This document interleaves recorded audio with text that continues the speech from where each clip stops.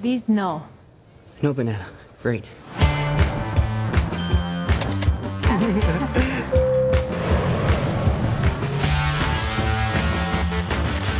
2 weeks in Europe. It's gonna be great. I'm just gonna enjoy my trip, hang out with MJ. Be like really pretty. And therefore, I have value. No, that's not what I meant. I'm messing with you. I think she really likes me. That's really nice. Really reminds me of when. So nice to finally meet you, Spider-Man. You're Nick Fury. Put some clothes on. Let's go for a ride. I think Nick Fury just hijacked our summer vacation. Awesome! You got gifts, Parker, but you have a job to do. Are you going to step up or not? You're all alone. Your friends are in trouble. What are you gonna do about it?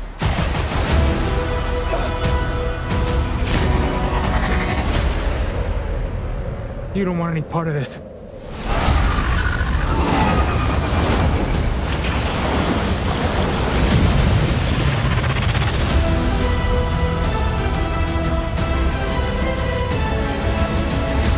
Who is that guy? He's like Iron Man and Thor rolled into one. He's no Spider-Man. What is it with you and Spider-Man? What, he looks out for the neighborhood, has a dope suit, and I really respect him.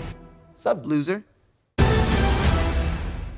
Hey everybody, it's Charlie. This is going to be my breakdown of the second Spider-Man Far From Home trailer with all the different footage. Surprisingly enough, they dropped a couple different trailers, but Sony's done this in the past. Usually Marvel Studios only releases one trailer at a time. So whatever, we get a whole bunch of extra footage, let's break it down. There's a new round of that IMAX ticket giveaway too. All you have to do to enter is be a subscriber and leave your favorite moment from this trailer on the video. The really important thing that I did not talk about in my last trailer video is the official poster. The really cool Easter eggs on the poster are all the locations that they'll go to in the movie, as well as places that he's been to in the past, like Berlin. Like he's been there in the airport battle because of Civil War, but he's also going there because there's a stamp that's dated July 24th, 2019. And because of that very specific date, you know that this movie is taking place within the context of the MCU after the events of Avengers Endgame. So if you ever wanted confirmation on when the movie takes place in the timeline, this is your confirmation right here. I did not expect them to do this. In the trailer, he actually goes to the passport office to get it renewed, but they purposefully digitally remove the actual date so you don't know when it's supposed to take place.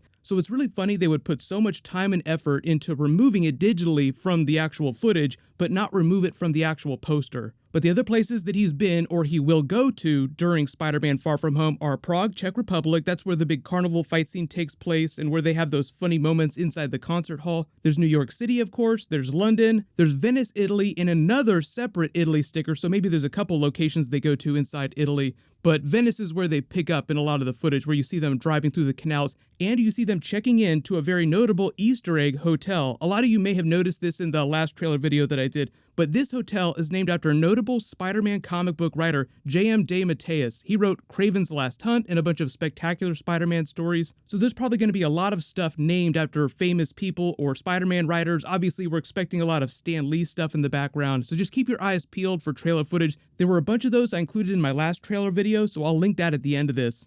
Big surprise, apparently he's going to the Swiss Alps, even though that's been featured in the MCU before. Like, that's where Iron Man had his special conference in the flashback at the beginning of Iron Man 3. That's where Arnim Zola is from. It's been mentioned on Agents of S.H.I.E.L.D. a bunch of times, but these are meant to be all the places that he's visiting physically himself. So whatever they do there, apparently it's a big part of the movie.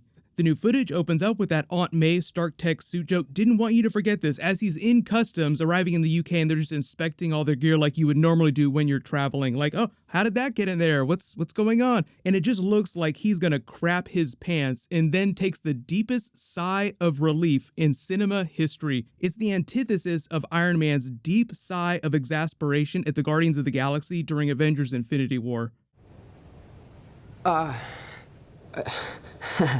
These, no. No banana. Great. What exactly is it that they do? Kick names, take ass. Yeah, that's right.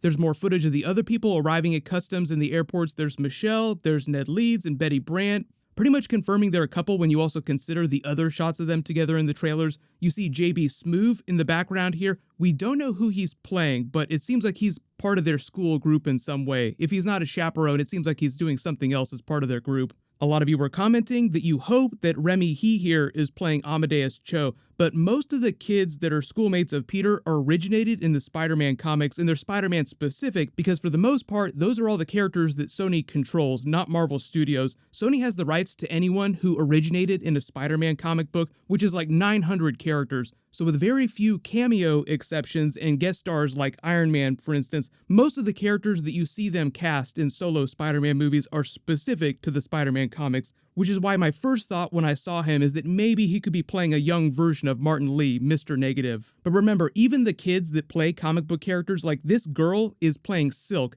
She doesn't look like she's ever actually going to get powers in any of these MCU movies, because right now Sony is actually developing a spin-off Venom-verse Silk movie with an adult version of the character. So take a lot of these young kid comic book characters with a grain of salt. Like Flash Thompson here is probably never going to be Agent Venom in any of these MCU movies. You get more of them on that United flight. They also released another picture of them, but it's just them sitting around. There's probably a couple funny moments with them actually on the flight on the way to the UK.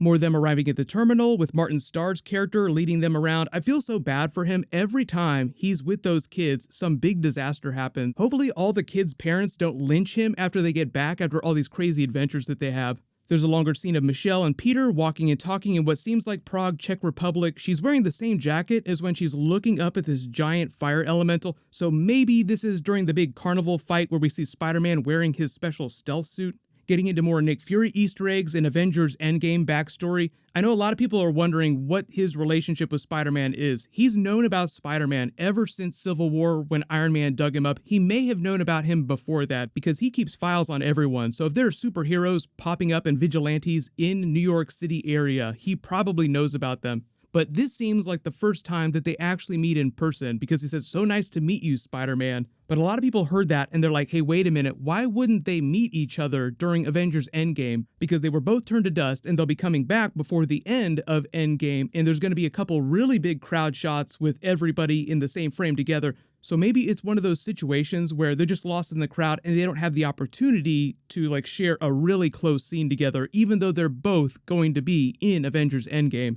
Pretty much everybody from London that was commenting on my last big trailer video is positive that this building that he's standing in is the Shard, which is the tallest building in the UK in real life, and maybe Nick Fury has a SHIELD office there or just some other secret office that he's using. If you haven't heard about them, there are rumors that European Marvel comic book characters will appear during the film. Jessica Drew's Spider-Woman was the biggest rumor, but I don't have any confirmation about that. The rumors just said that she was part of the security force or SHIELD that was trying to handle all these elemental things that are happening around Europe, so she could appear during the film. But remember, when most of these new characters debut, they're just normal people. But I wouldn't expect them to do any kind of Spider-Verse situation where you have another person with spider-based powers. I think that Peter will be the only spider person in the MCU for the foreseeable future. But we'll see if that changes during Phase 4 or Phase 5. If they want to do a live-action version of Miles Morales, he'd probably be the next person they go to. Jessica Drew would be one of the bigger female characters they could go to. But the other big Easter egg that a lot of you guys have been talking about is the Illuminati symbol that Mysterio gives off when he's weaving his quote-unquote magic or his power. I think most of us are on the same page that he's using his illusion tech that's built into his suit to make it look like he's a superhero and weaving all these crazy spells and flying around, when really it's just a lot of advanced technology.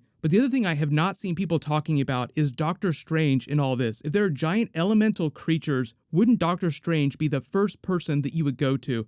So I think Mysterio probably just shows up out of nowhere and takes down one of the elementals, and that's why Nick Fury is suspicious of him. Because if there really was magic going on and these were elemental creatures from the Doctor Strange comics, then Doctor Strange himself would step in because he's protecting the planet from other dimensions, and that's where the elementals from his comics are from. So I think that's the dead giveaway that these creatures are not what Mysterio says they are, and that's part of Spider-Man's mission to find out what this mystery is all about. The official synopsis even says as much, so this is what the official synopsis reads. Our friendly neighborhood superhero decides to join his best friends Ned, MJ, and the rest of the gang in a European vacation. However, Peter's plan to leave the superheroics behind for a few weeks are quickly scrapped when he begrudgingly agrees to help Nick Fury uncover the mystery of several elemental creature attacks creating havoc across the continent. So it just sounds like Nick Fury is really suspicious of Mysterio, and by the end of the movie they will find him out to be the villain, or at least creating all this havoc to make himself look like a hero,